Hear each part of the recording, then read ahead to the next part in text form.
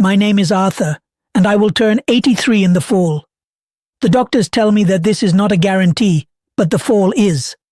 I am sitting here in what my wife Clara used to call our good room, which means we never used it, and now I use it all the time. The silence in this house has weight. It feels heavy on the shoulders. And I have this urgent need to tell you some things, not to feel better.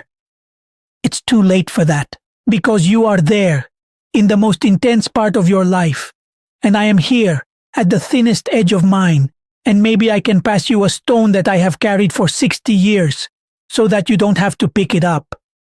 The first mistake is simple. We thought we had more time. It is the basis of all other mistakes. You tell yourself without even hearing the words. We will make that trip next year. I will call Dad on Sunday. We should invite them to dinner soon. You build your life on the assumption of later. Later is a safe and comfortable place where all good intentions live. I was an accountant.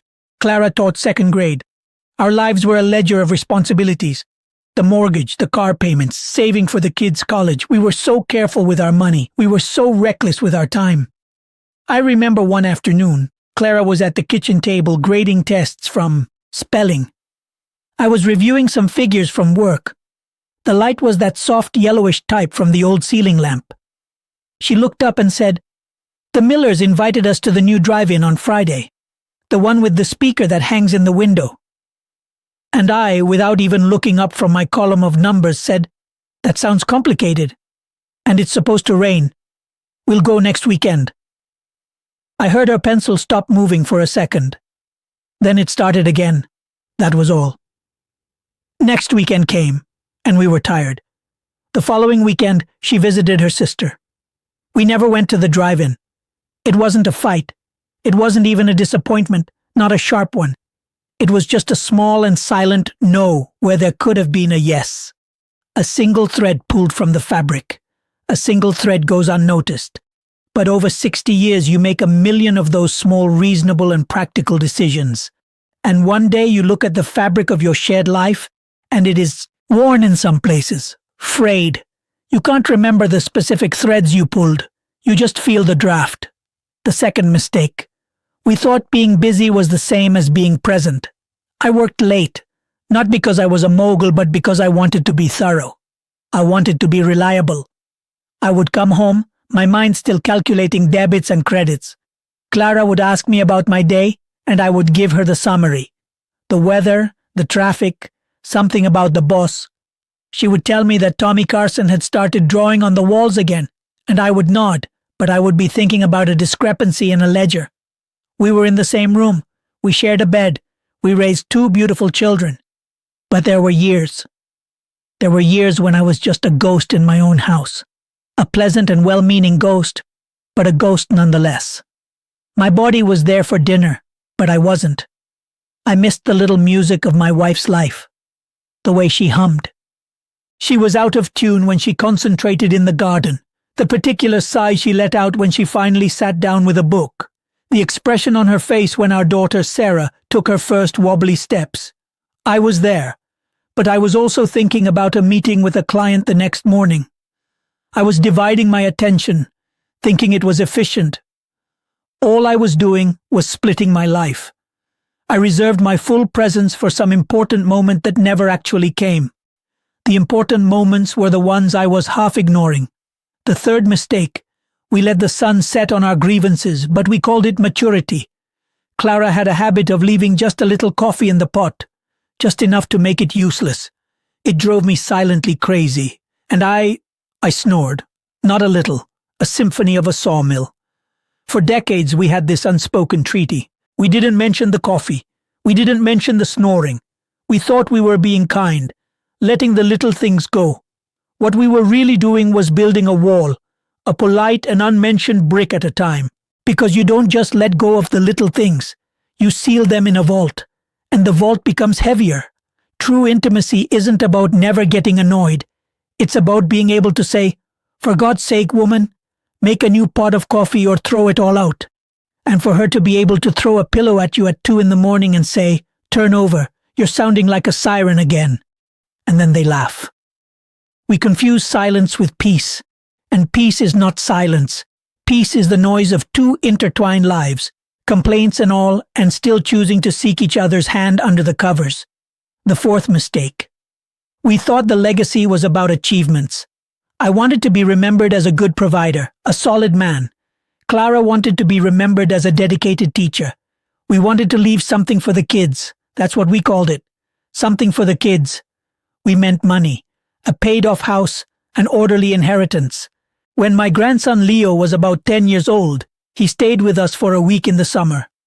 I decided to teach him how to fish. I bought the rods, the tackle box, all the gear. We drove to the lake. I showed him how to tie the hook, how to cast the line. We sat in silence for an hour, not a single bite.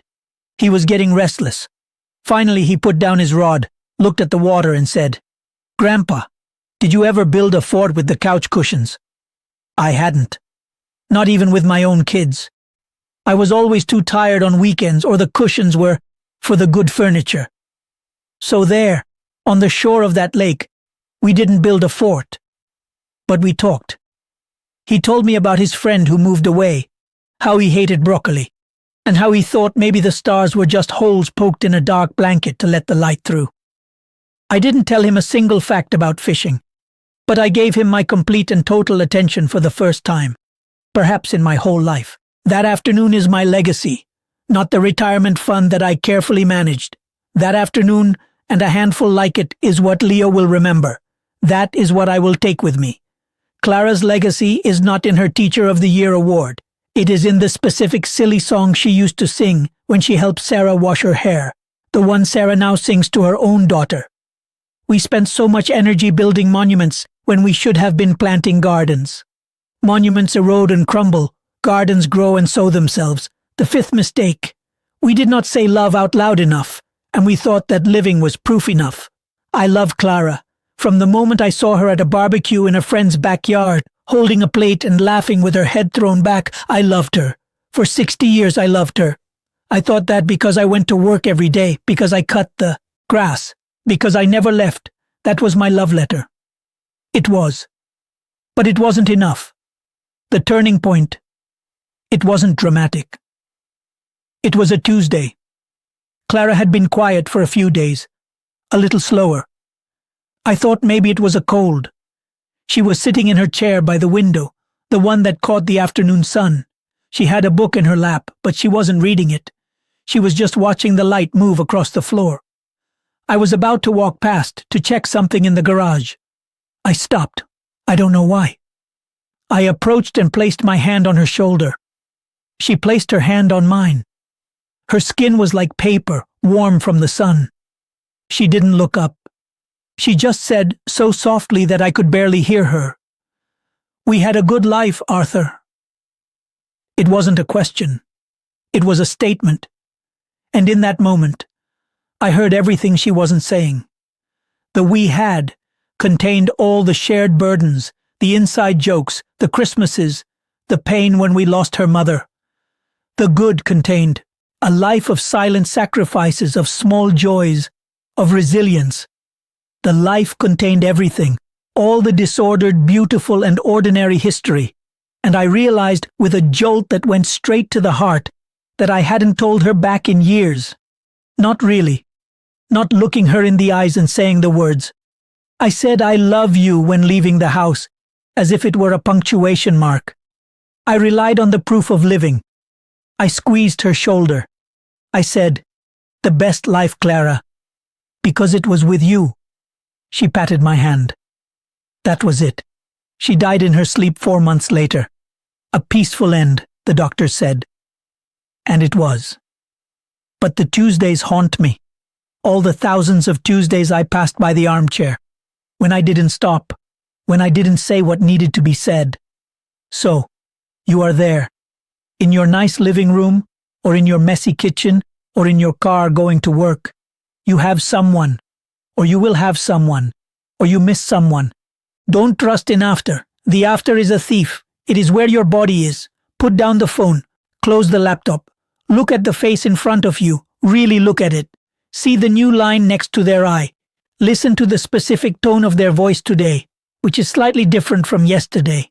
Say the annoying thing kindly. Laugh at the snoring. The little irritations are the lint on the sweater of a shared life. Remove it together. Don't let it become the sweater itself. Build a fort out of cushions. Be silly. Plant a garden even if you might move. Leave memories, not just instructions. Be the soft place where someone can land. That is the only thing that echoes. And say love. Say it out loud. Say it when it's easy and say it when it's hard. Say I love you as if it were the first and last time you could say it, because one day it will be. The silence here now is different from the busy silence of my life. This is definitive. It has your absence woven into it. And in this stillness, I am trying to say all the things I kept for a later that never came. Do not make my mistakes. Your good room is waiting for you. Do not wait to use it.